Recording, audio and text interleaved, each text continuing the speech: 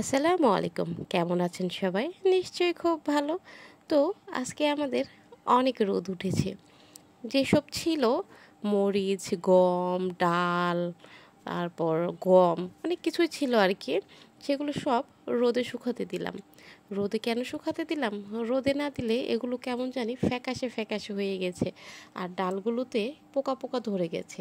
রোদে যদি দেওয়া হয় তাহলে খুব সুন্দরভাবে শুকিয়েও যাবে, আবার পোকাগুলোও চলে যাবে।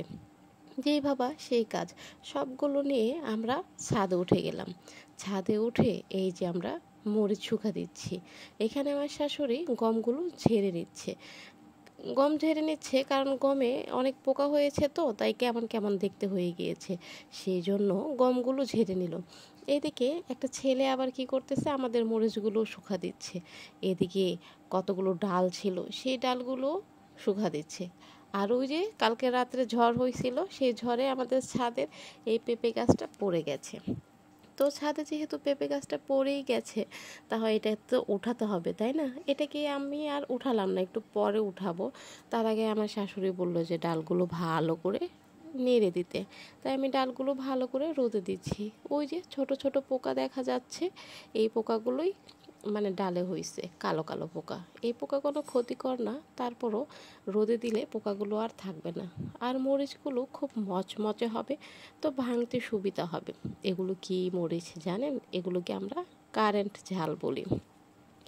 এই ঝালে অনেক অনেক অনেক ঝাল হয়, মানে খুবই তীব্র ঝাল। তরকারিতে দিলে তরকারির কালারটাও খুব সুন্দর হয়। তো এখানে এই যে গাছটা আমি তোলার চেষ্টা করছি। গাছটা তো তুলে দিতে হবে, তাই না? গাছ তুলে না দিলে এইভাবে পড়ে থাকলে তো গাছটা আর থাকবে না। তাই আমি গাছটাকে তোলার চেষ্টা করতেছি। হ্যাঁ, তুললাম।